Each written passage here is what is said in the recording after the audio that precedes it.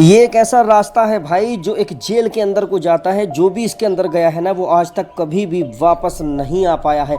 ऐसी ख़तरनाक सुरंगें इसके अंदर नज़र आती हैं जिसे देखेंगे तो आप बेहोश हो जाएंगे। ये एक सुरंग ये मैं आपको दिखाता हूँ जो ना जाने आगरा जाकर निकलती थी या कहाँ पर निकलती थी। इसकी पूरी हकीकत इस ब्लॉग के अंदर हम खोलने वाले हैं।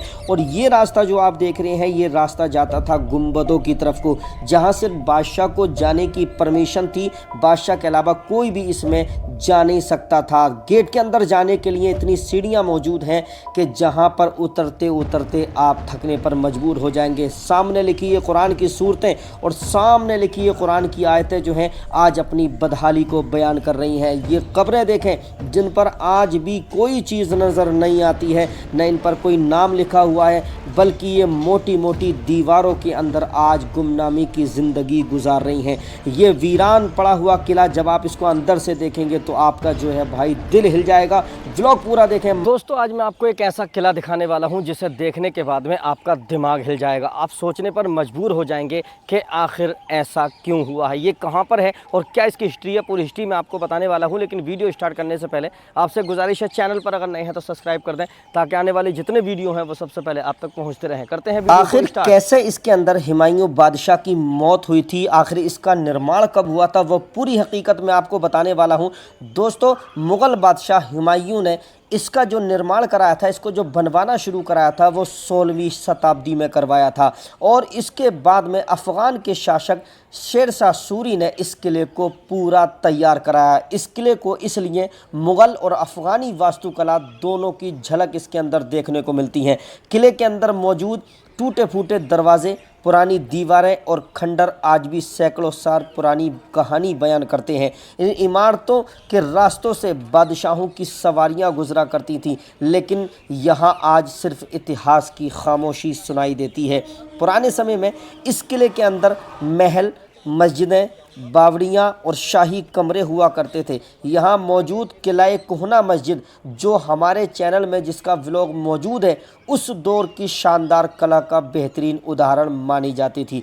कहा जाता है कि हुमायूं इसी किले की लाइब्रेरी की सीढ़ियों से गिर पड़े थे, जिसके बाद उनकी मौत हो गई थी। यही वजह है कि इस किले का इतिहास के साथ साथ कई रहस्यों से भी ये मशहूर माना जाता है। दोस्तों ये किला जो है ये दिल्ली के अंदर मौजूद है, जो दिल्ली का ज़ू है उसके पास मौजूद है, जहाँ पर ये इसकी पुरानी दीवारें अपनी बदहाली को बयान करती हुई नज़र आ रही हैं। मोटे मोटे पत्थरों से बने हुई ये दीवारें और ये दरवाज़े जो किसी जेल की तरफ जाते हुए नज़र आते हैं।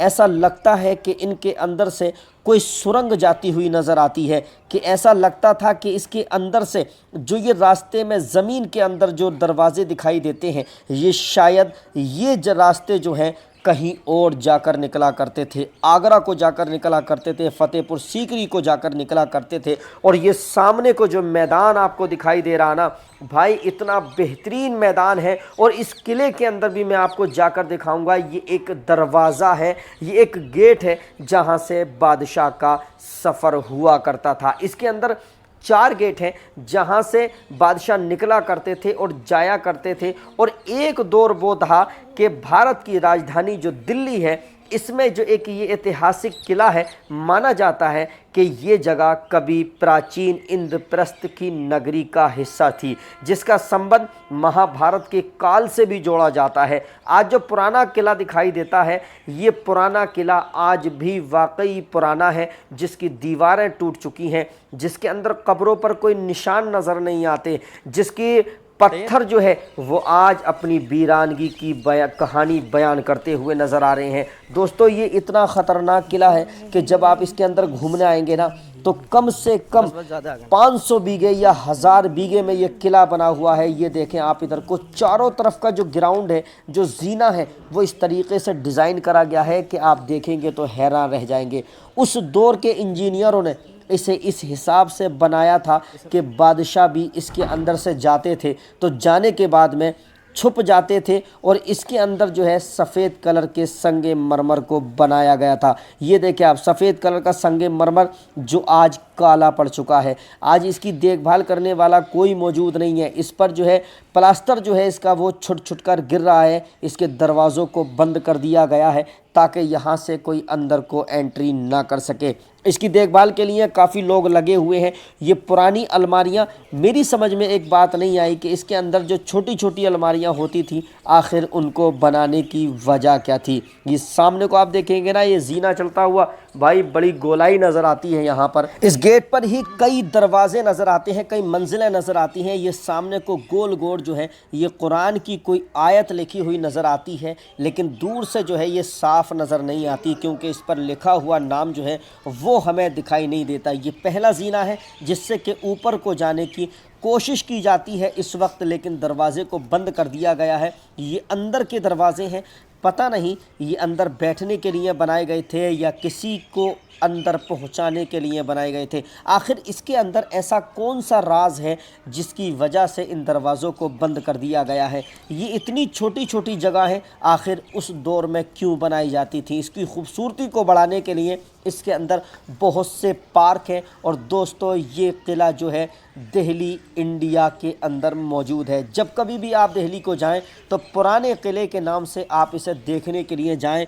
इसके बड़े बड़े थंब जो हैं आज भी अपने ऊपर इसको संभाले हुए हैं। इसके अंदर बनी हुई ये गुमनाम कब्रें जिन पर आज भी कोई नाम लिखा हुआ नहीं है, जिनकी कोई पहचान नहीं है, जिनके बारे में कोई बताने वाला नहीं है, आज ये गुमनामी की ज़िंदगी को गुजार रही हैं। दोस्तों ये सामने अगर आप देखेंगे ना, ये इतने बड़े बड़े विशाल पिलर अपने ऊपर इसको रोके हुए हैं, लेकिन समय गुज़रता चला जाएगा और इसी तरीक़े से ये पुराना किला वाकई पुराना होता चला जाएगा। ये गिरता चला जाएगा, ये मिटता चला जाएगा, लेकिन आज भी कई सौ साल होने के बावजूद भी आज भी ये उसी तरीक़े से खड़ा हुआ नज़र आता है। ये शानदार बाग जो है, ये बाग इसके सामने इसकी खूबसूरती को और ज़्यादा बढ़ावा देते हुए नज़र आते हैं।